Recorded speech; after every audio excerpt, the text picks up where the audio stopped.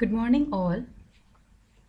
Welcome to my channel. Today we'll be learning about the e-Rupi, which is a voucher-based payment system, and it was launched by Pradhan Mantri Narendra Modi on 2nd of August. So, what is an e-Rupi? It is basically like an electronic or a digital gift card or a gift voucher, which is prepaid in nature. It is a voucher-based payment system which allows for an offline transactions to be conducted as well. It is a cashless and contactless instrument.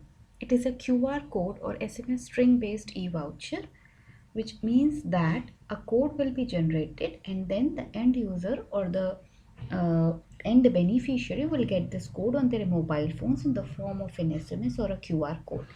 So for this you need not have a smartphone, or even a very basic mobile phone can also work. Next point says that the user can redeem this voucher at any center which accepts it, which means that it is a prepaid voucher, and when the beneficiary has this voucher, the beneficiary can go and redeem it at any center which is accepting it. And it can also work without an internet banking, and you don't need to have a card or a digital payment app for this to work. Now, who has developed this? This was developed by NPCI, which is the National Payment Corporation of India, on its UPI platform in collaboration with the Department of Financial Services, Ministry of Health and Family Welfare, and National Health Authority. These vouchers are person specific and purpose specific as well. Now, what does that mean? It means that only that person will be able to redeem this voucher on whose name it has been issued, and can be used for one specific purpose only. Let's say, for example, you have an e-Rupee voucher which has been issued to you for taking up vaccination. Then that specific person on whose name this voucher has been issued will be able to take this service. That means it is person specific, and he can only be able to redeem that voucher for taking vaccination only. So here the purpose is to take the vaccination. So that's why it is called person specific as well as purpose specific, and that person cannot use it for any other purpose. How does it work? The NPCI has boarded 8 banks that will be issuing authority of the voucher. The corporate or the government agency will approach the partner bank, which can be a private bank or a public bank. The government need to submit the details of the specific person and the purpose for which the payment to be made, which means that basically banks are going to issue this e-Rupee voucher, and the government will then specify all the details of the person, the name of the person, the mobile number of person on whose name the voucher is to be issued, or any beneficiary for whom the government wants to sponsor some health services. So the government has to provide the details of this person and the mobile number as well, and then the government pays the money to the bank on behalf of that person. The third point says that the identification of beneficiary will be done by using their mobile numbers, and voucher will be allocated by the bank in the name of that person. Here we can see the whole process. In this first case, the voucher code will be sent to the end user or beneficiary through beneficiary's mobile phone through an SMS or a QR code. Then the specific service provider, let's say here the service provider is a primary health center or any hospital.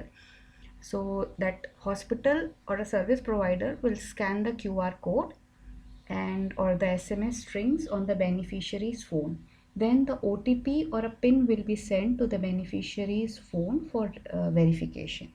And once the verification is done, the transaction is completed, and the user can avail the services of the hospital or the primary health center or any specific service that he has been opted for free.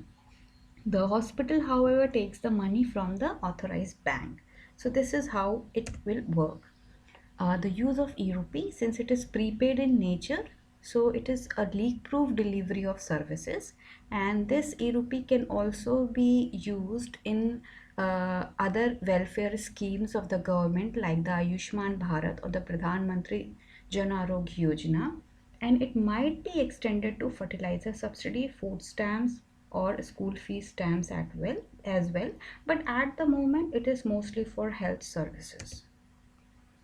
Now coming on to the specific features, The specific feature of the e-rupee is basically it connects three people: the sponsor of the service, which is here the government of India, the end beneficiary, who are the users of these services, the common people, and the service provider. Here, in this case, can be a hospital or a primary health center.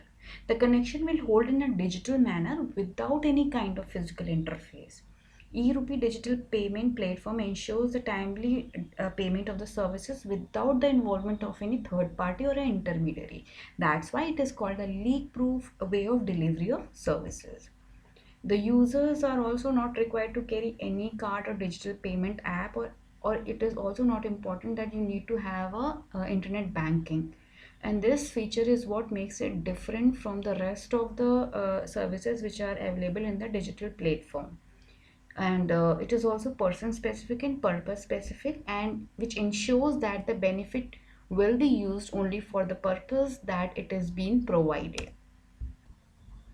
Now, there are various questions which comes to our mind, like, is it a digital gift card? Is it a Sodex-like instrument? Can it be a precursor to India's plan to launch a central bank digital currency called the CBDC? The answer is e-rupee is not a digital currency. It is a voucher-based payment system which allows for offline transactions to be conducted. The concept of e-rupee and the digital currency is completely different concepts, because here the money is not being created. The money is already available with the benefit provider, which is the government, which it wants to transfer to the platform for the beneficiary. So here the money is not being created. The money is already there in the system, and it is just transferred from the government to the service provider. Whereas in case of digital currency, the key difference is that there will be money creation. In CBDC, there will be money creation, but here in this case, there is no money creation. But yes, we can say that it is a step closer towards CBDC. Now, coming on to the conclusion, this platform will improve the standard of living of the rural masses, as most of the government sponsored scheme can be utilized, and also the end user or the beneficiary need not have a bank account. And this feature is what differentiate it from the other digital payment solutions which are available in place. As we know that the theories of financial inclusion mostly stressed upon the need of a bank account. And if you have a bank account, then only you can be financially included. But now one can go by this e-rupee payment system and say that you just need to have a mobile phone to be financially included.